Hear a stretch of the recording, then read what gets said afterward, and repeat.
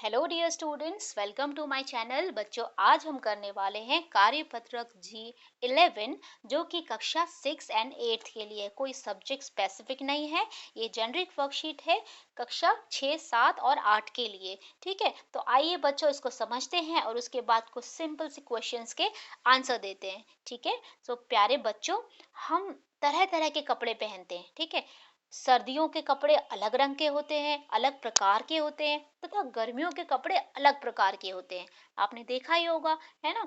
तो क्या आपने कभी सोचा है कि ये कपड़े बनते कैसे हैं, ये कपड़े कैसे बनते हैं, उन्हें किस चीज से बनाया जाता है। तो चलिए कपड़ों के बारे में थोड़ी जानकारी जुटाते हैं। ठीक है, तो कपड़ा मानव निर्मित चीज है। किसने बनाया है? इंसान ने बनाया है। कपड़ों का उपयोग हम कई तरह से करते हैं। ठीक है, कपड़ों का उपयोग पहनने के लिए किया जाता है। पहला क्या यूज है? पहनने के लिए किया जाता है। उसके अलावा कपड़ों का उपयोग तौलिया बनाने के लिए किया जाता है। तौलिया भी बनाया जाता है। और घरों की खिड़कियों, दरवाजों पर पर्दा लगाने के लिए की कपड़ों का यूज किया जाता है ना। तो कपड़े के बैग भी बनाए जाते हैं। तो देखा बच्चों, हमने कपड़े के कितने सारे यूजेस देख लिए।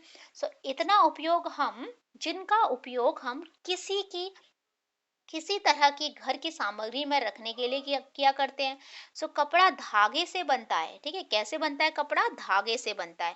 सो धागे का निर्माण कपास या ऊन से किया जाता है। ठीक है, कप जो है उसका धागा जो बनता है या तो वो धागे का बनता है या फिर कपास ऊन का बनता है या कपास का बनता है। आजकल तो सिंथेटिक कपड़े भी बनने लगे हैं। ठीक है, सिंथेटिक कपड़े भी बनने लगे हैं जो कि सस्ते होते हैं परंतु पर्यावरण के लिए हानिकारक हैं। देखिए, ये कपड़े जो होते हैं वो हानिकारक होते हैं और इजीली उसमें क्या होता है, आग का खतरा होता है। अगर कोई किचन में कोई हो और गलती से कहीं पर थोड़ी सी भी चिंगारी लग गई तो वो आग पकड़ने का भी काम करता है। इसलिए ज्यादातर कोशिश करनी चाहिए कि हम घर में क्या करें, हम सूती कपड़े ही पहने, है ना। तो आइए चलिए अब प्रश्नों के उत्तर देख लेते हैं। ठीक है, कपड़ा कितने प्रकार का होता है? कोई 3 प्रकार बताइए। ठीक है, तो जैसे सूती कपड़ा, एक तो सूती कपड़ा होता है ना। और उसके अलावा हम लिखेंगे कपड़ा अनेक प्रकार का होता है, जैसे ऊनी कपड़ा, नायलॉन का कपड़ा, शिफॉन का कपड़ा। ठीक है, ये देखो सिंथेटिक कपड़ा, है ना। ये हैं कपड़ों के प्रकार। तो आइए दूसरा क्वेश्चन देखते हैं, हमें कपास और ऊन कहाँ से प्राप्त होता है? तो बच्चों, हमें कपास जो है वो कपास की खेती से मिलता है और ऊन भेड़ से मिलता है। ठीक है, कपास के जो होते हैं वो पेड़ लगाए जाते हैं, उसमें वो जो फ्रूट होता है उसके अंदर से कपास को निकाला जाता है। ठीक है, राइट। तो अगला क्वेश्चन देखते हैं। अगला क्वेश्चन है आपका, कपड़े के पहनने के अलावा कपड़े का उपयोग किन किन कामों में किया जाता है, किन किन कार्यों में किया जाता है? तो हमने अभी अभी पढ़ा था, यहाँ पर ऊपर शीट में है ना, चादर बनाने के काम में किया जाता है, तौलिया बनाने के काम में किया जाता है, तौलिया और पर्दे बनाए जाते हैं, और बैग बनाने के काम में किया जाता है। ठीक है, तो आप इसको लिख सकते हैं, पहनने के अलावा कपड़े तौलिया बनाने के काम में यूज किया जाता है, घर खिड़कियों और दरवाजों के पर्दे बनाने में काम किया जाता है, बैग जिसमें हम कोई भी सामान रख सकते हैं उसमें काम आता है ना। इस तरह से आप लिखेंगे।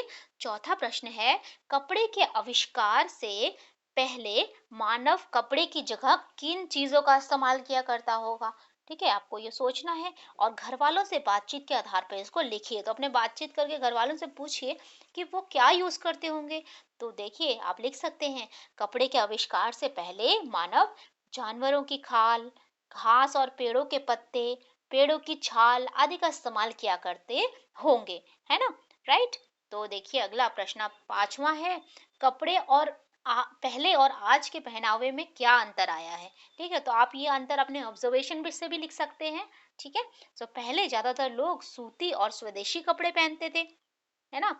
लेकिन अब ज्यादातर लोग विदेशी कपड़े, सिंथेटिक कपड़े पहनते हैं। युवा लोगों में जीन्स टी शर्ट का काफी प्रचलन है ना। पहले लोग धोती कुर्ता पहनते थे, महिलाएं सलवार कुर्ता और साड़ी पहना करती थी। लेकिन अब क्या है, अब उनके लाइकिंग्स जो है वो चेंज हो गए हैं, है ना। सिंथेटिक कपड़ा सस्ता होने के कारण भी प्रचलन में है। ठीक है, लेकिन जो बेस्ट कपड़ा होता है बच्चों, वो सूती का होता है, जो कि हमें ज्यादातर इस्तेमाल करना चाहिए। ठीक है बच्चों, आई होप आपको वर्कशीट क्लियर हो गई होगी। If you have any doubts do let me know in the comment section. और अगर आपने मेरे चैनल को अभी तक सब्सक्राइब नहीं किया है तो सब्सक्राइब कर लीजिए, नोटिफिकेशन बेल को भी ज़रूर हिट कर लीजिए। और मिलती हूँ आपसे अगले वीडियो में। Till then take care of yourself. Thank you very much.